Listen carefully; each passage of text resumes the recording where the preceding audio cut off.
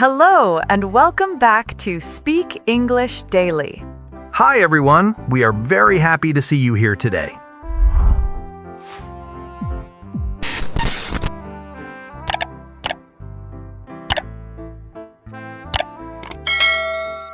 Hello, everyone, and welcome back to Speak English Daily. I'm Anna, and I feel really good today. Calm, comfortable, ready to talk. And I'm Mike. Hi, everyone. It's nice to spend some time together again. I always enjoy these conversations because they feel natural, like we're just chatting with friends. Today, we're going to talk about something we all experience every single day: emotions.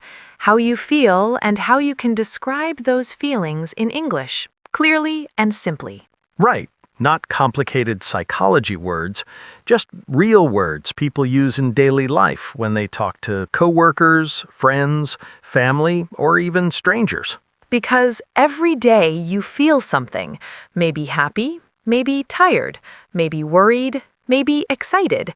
The problem for many learners is they only say, "I feel good" or "I feel bad." Which is a great start, honestly, but English becomes more natural when you can explain your feeling a little more clearly. So let's begin the easiest way possible. Mike, how do you feel right now? Right now, I feel relaxed. I had a quiet morning. I woke up slowly, made tea, and didn't rush anywhere. That always makes me feel relaxed. That sounds peaceful. I feel calm today. I finished my work early and my mind feels clear, calm and comfortable. And just like that, we already started describing emotions. Exactly. So let's begin with the most common feeling word in English, happy. The classic one. Everyone learns it first. Mike, when do you feel happy? I feel happy when I finish something I was worried about. For example, after sending an important email, I press send and think, okay, done. That moment feels happy. I like that. For me, I feel happy when I cook a meal and it turns out good. I taste it and think, wow, I actually made this. Happy. Simple moments, right? And that's important. Happy doesn't need a big event. Sometimes small success brings happiness. Yes, and English has a few similar words. For example, glad. I can say, I'm glad we're recording today. Glad feels warm and friendly, natural in conversation. Another word is pleased. I'm pleased with today's weather. Not too hot, not too cold. Good word, but in daily conversation, people still use happy most often. Right. Keep it simple. Happy works everywhere. Now, let's change directions a little. If happy is positive, what is the opposite? Sad. When do you feel sad? I feel sad when a plan gets canceled after I prepared for it. You imagine the day and then suddenly it disappears. That feels sad. I understand that. I feel sad when I hear disappointment in someone's voice. Even if they say they're fine, you can hear it. Emotions are interesting. Sometimes you don't see them, but you feel them. And it's important to remember sadness is normal. It's not a wrong feeling. It's part of daily life. Exactly. We're not trying to avoid feelings today. We're learning to express them honestly in English. So now we have two very important words, happy and sad. Basic, but powerful.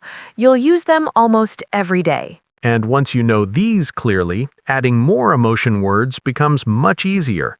Great. Now let's talk about feelings that are a little stronger than sad. Not terrible, but uncomfortable. Feelings you probably have during a normal day. Yes, these are very common. You might feel them at work, in traffic, or even at home. Let's start with upset. Mike, when was the last time you felt upset? This morning, actually. I prepared everything before leaving, but I forgot my wallet. I had to go back upstairs again. Nothing serious, but I felt upset. That's a perfect example. Upset is not just sad, it's a mix. A little stress, a little annoyance, and a little disappointment together. Exactly. I feel upset when my schedule changes suddenly. My brain already accepted the plan, and then it disappears. Yes, your mind was ready, then it has to restart. And if that feeling grows stronger, it can become angry. Angry is much more intense. I don't like that feeling very much. Same here. I feel angry when I think something is unfair. Not just inconvenient, but unfair. For me, I feel angry when I repeat myself many times and nobody listens. After the third time, I start feeling angry. That makes sense. Angry usually has a reason. It's stronger than upset. But sometimes you're not angry at a person, you're angry at a situation. Yes, and that's where the word frustrated becomes perfect. Frustrated means you try, but nothing works. I feel frustrated when a website keeps loading and never opens. I refresh again and again and nothing changes. I feel frustrated when I follow instructions carefully and still get the wrong result. I check every step and still don't understand. So frustrated is like blocked energy. You want progress, but you can't move forward. Exactly. And then we have a smaller feeling, annoyed. Annoyed is much lighter, not strong anger. I feel annoyed when a notification sound repeats every few seconds. Oh yes, or when someone taps a pen non-stop. Small thing, but it keeps your attention trapped. That's the key difference. Angry is big. Frustrated is stuck. Annoyed is small but persistent. And upset sits between sad and angry. These small differences help your English sound natural. Instead of saying, I feel bad, you choose the right word. Upset, angry, frustrated, annoyed. 4 useful daily emotions. You will definitely use these in real conversations. And you'll understand other people better too.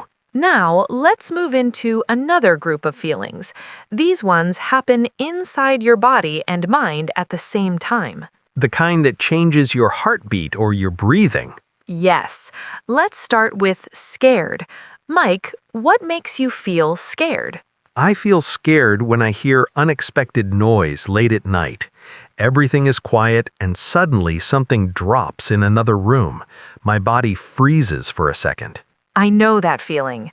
I feel scared when I think I lost something important, like my phone or keys, and I can't find them anywhere. Your mind starts imagining problems immediately. Exactly. And a very similar word is afraid. Right, afraid and scared are almost the same. I'm afraid of very high places. Even looking down from a tall building makes my hands feel cold. I'm afraid of speaking without preparation in front of many people. My thoughts disappear. That connects perfectly to another feeling, nervous. Nervous is smaller than fear. It's the feeling before something important. I feel nervous before starting a new project. Even if I know I can do it, my stomach feels tight. I feel nervous before meeting someone for the first time. I think about what to say. Nervous often lives in the present moment, but worried lives in the future. That's a great distinction. Worried means your thoughts repeat again and again.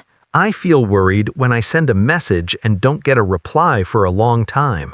My brain keeps creating stories. Yes, you imagine many possibilities, usually negative ones. So scared and afraid are fear. Nervous is before action. Worried is continuous thinking. Different words, different mental experiences. Now, before we continue, here is a question for our listeners. What situation usually makes you feel nervous or worried?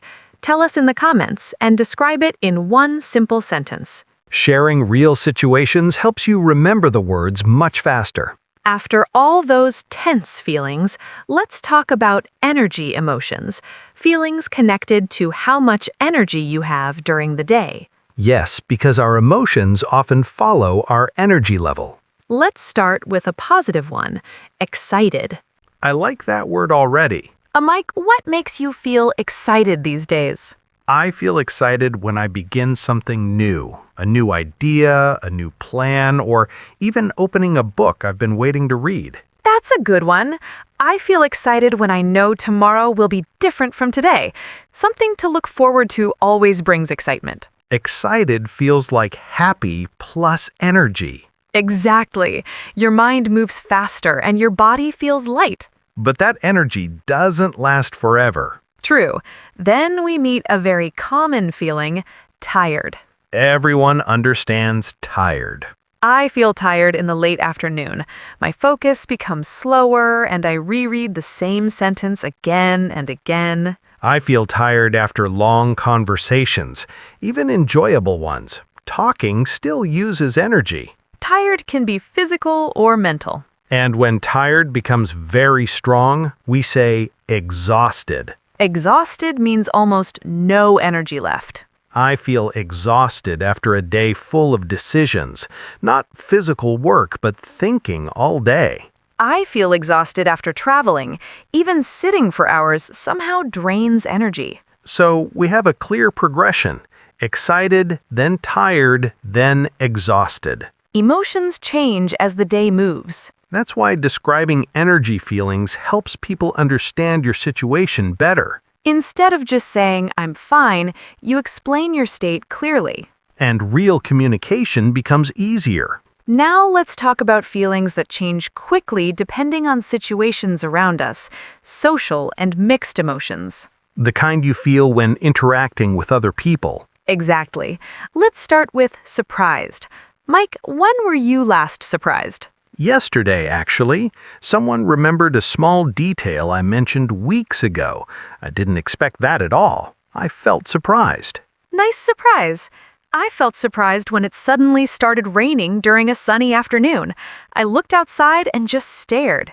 Surprises can be pleasant or unpleasant. And when the surprise is very strong, we say shocked. Shocked is when your brain pauses for a moment. Right. Now another very common feeling, confused. Confused happens a lot when learning something new. I feel confused when instructions skip steps. I read them and think, wait, how did we get here? I feel confused when a conversation changes topic too fast. My brain is still in the previous subject. Confused means your thoughts feel messy. And sometimes confusion connects to another feeling, lonely. Yes, lonely is quiet.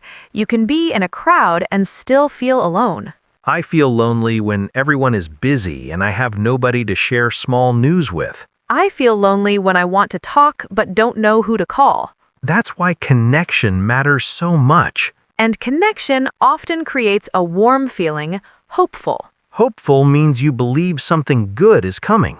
I feel hopeful when I see improvement, even small improvement. I feel hopeful when someone keeps trying after failure. And that often leads to proud. Proud is strong but gentle. I feel proud when I complete something difficult without giving up. I feel proud when students keep practicing even when it's uncomfortable. Now let's talk about a funny but uncomfortable feeling, embarrassed. Everyone knows that one. I feel embarrassed when I greet someone thinking I know them and then realize I was wrong. I feel embarrassed when I wave back and the person was waving to someone behind me. Your face becomes warm instantly. And finally, a very quiet emotion, bored. Bored is when time moves slowly. Nothing is wrong, but nothing is interesting. Surprised, confused, lonely, hopeful, proud, embarrassed, bored. Many everyday social feelings. And recognizing them helps you describe real-life moments naturally. Now let's explore feelings that appear when we compare situations or expectations. These ones happen a lot in daily life because we always imagine outcomes. Let's start with jealous. Mike, have you felt jealous before? Of course. I feel jealous when someone learns a skill very quickly that takes me long time. Yes, that comparison feeling inside. I feel jealous when someone wakes up full of energy while I'm still sleepy. Jealous doesn't always mean you dislike the person. Sometimes you just wish you had the same result. Exactly. And we can change that feeling into something healthier. Impressed. Good transformation. Instead of jealous, I try to feel impressed when I see hard work paying off. I feel impressed when someone stays consistent for months. Consistency is difficult. Impressed motivates instead of hurts. And after stress disappears, we often feel relieved. Relieved is a beautiful feeling. I feel relieved after finishing an important task I kept thinking about all day. I feel relieved when a problem solves itself after worrying for hours. Your shoulders relax immediately. But sometimes reality doesn't match expectation. That brings us to disappointed. Disappointed is quiet sadness. Not anger, not shock, just a small drop in mood. I feel disappointed when I prepare carefully and the result is average. I feel disappointed when plans look exciting but become ordinary. Jealous, impressed, relieved, disappointed. 4 emotions connected to expectations. Understanding them helps you explain reactions clearly. Now let's move into deeper emotions. These are feelings people don't always say out loud, but they experience them often. The kind that stay in your mind longer than a few minutes. Exactly. Let's start with guilty. Mike, when do you feel guilty? I feel guilty when I promise to do something and then forget. Even if the other person says it's okay, I still replay it in my head. Yes, guilty is that inner voice reminding you of your responsibility. I feel guilty when I ignore a message for too long and then realize the person needed help. It's not loud, but it stays with you quietly. Guilty usually connects to your values. You know what you wanted to do and you didn't do it. And there is a stronger emotion connected to guilty, ashamed. Ashamed is heavier. Guilty is about the action. Ashamed feels like it touches who you are. Right. Guilty says, I made a mistake. Ashamed says, I don't want others to see this mistake. I feel ashamed when I misunderstand something simple after acting confident about it. I feel ashamed when I judge a situation too quickly and later learn I was wrong. These feelings are uncomfortable, but they help us grow. Yes, they push reflection. Let's gently move to a lighter emotion, curious. I like curious. It feels open. Curious means your mind wants to explore. I feel curious when I hear about a different lifestyle or routine. I feel curious when someone explains a hobby I never tried before. My brain starts asking questions. Curiosity makes learning easier because you want to understand. And curiosity often turns into appreciation. That's grateful. Grateful is warm and calm. I feel grateful when I notice small, helpful actions from people around me.